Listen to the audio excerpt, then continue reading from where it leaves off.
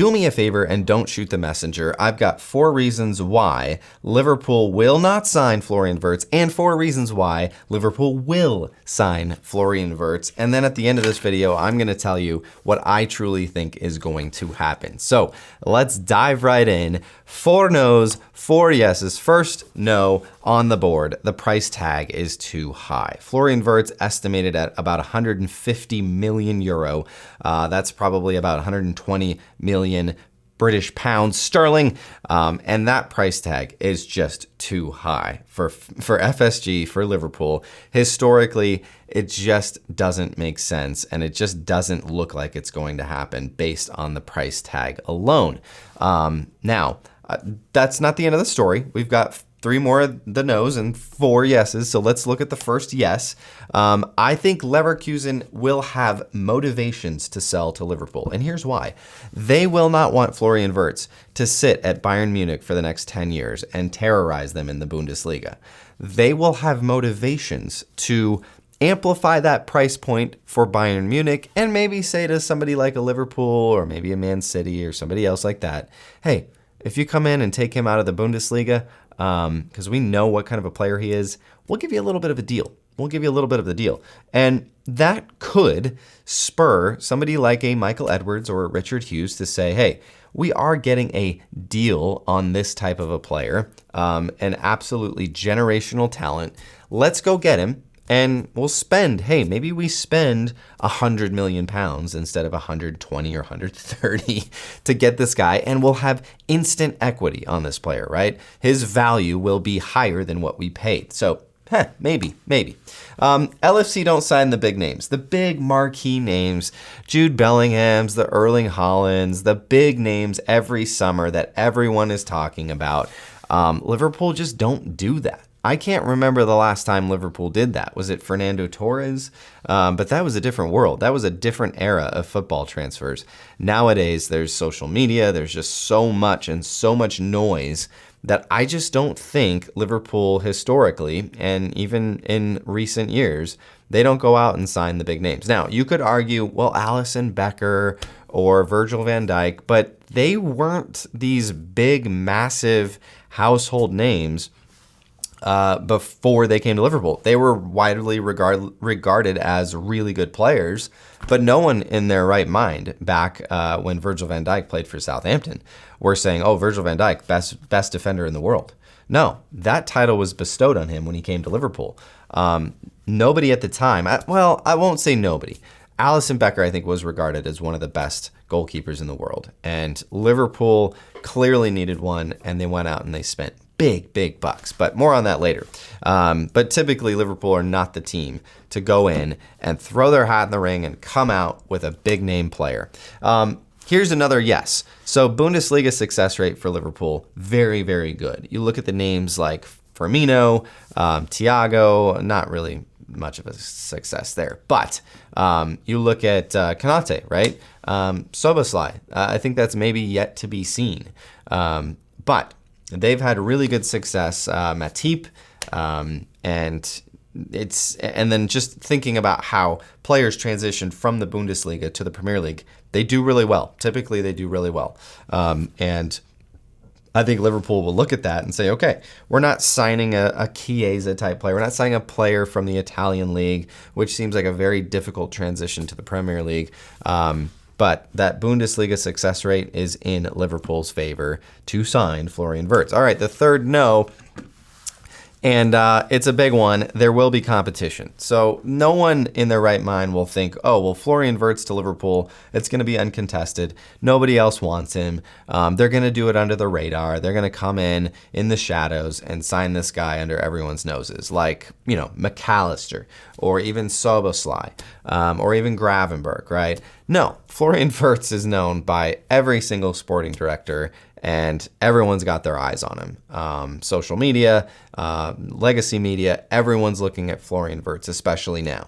And there will be competition. There will be teams like Manchester City, there will be teams from different countries across the world, across Europe, that are going to say, no, we're going to throw our hat in the ring for this guy. Hey, we can actually pay you more, Florian. We can give you more money, and we can give Leverkusen more money. So there's going to be stiff competition. And typically, when it comes to that, Liverpool are just like, they'll stay in enough and long enough to drive the price up for rivals like Man City or Manchester United. They'll stay in long enough to do that, or Chelsea, and then they'll bow out and say, we're not interested, we can't go that high, we're not going to get into a bidding war. That's not how Michael Edwards works. That's not how Richard Hughes works. That's not how Liverpool works. So there will be competition. All right.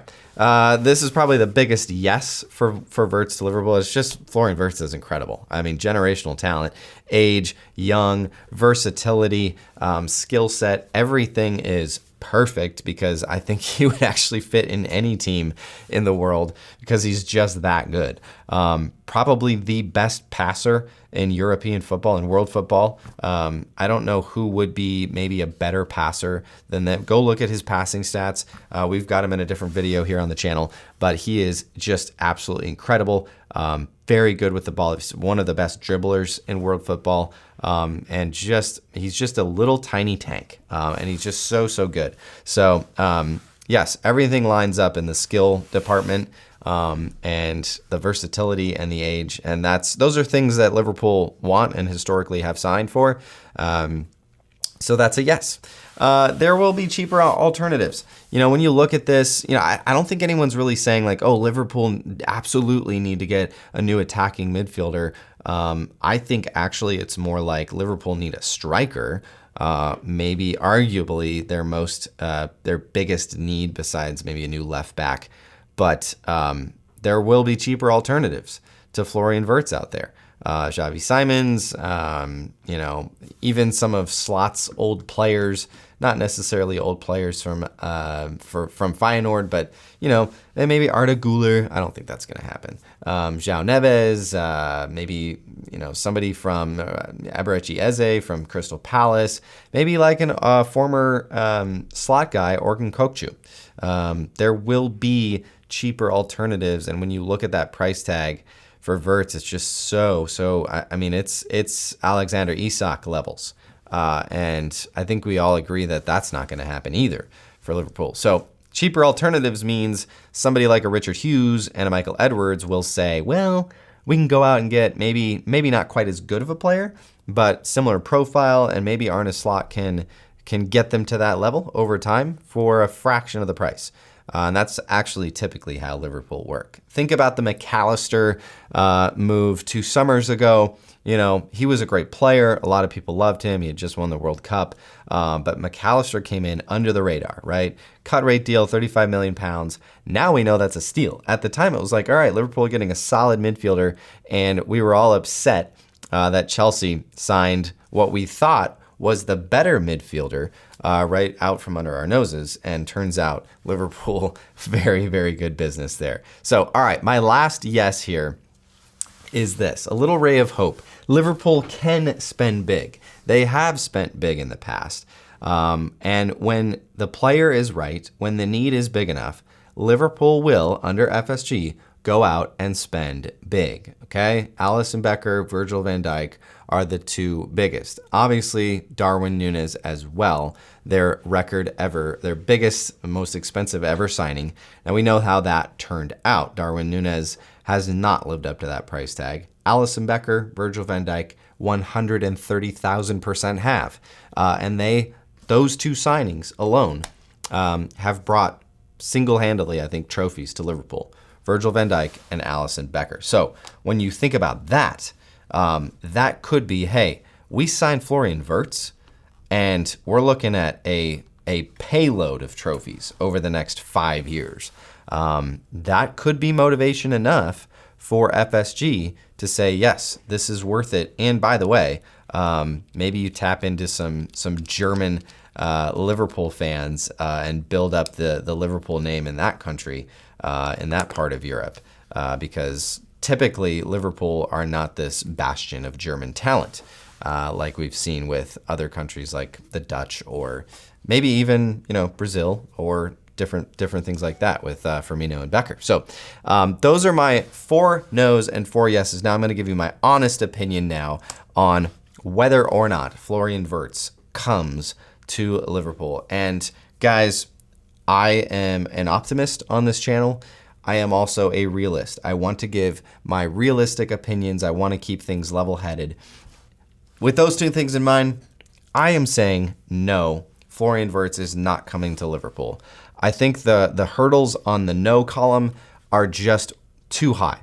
I think they're just too high.